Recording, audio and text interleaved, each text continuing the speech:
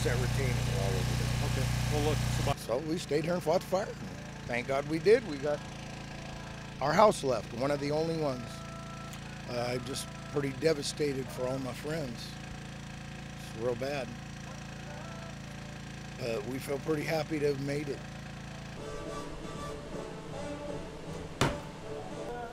Yeah, when you're 90 years old, this is fun. I appreciate it. You got water and all, y'all good? Yeah, we'll do. Thank you. Okay. I don't know if it's a roof or if it's.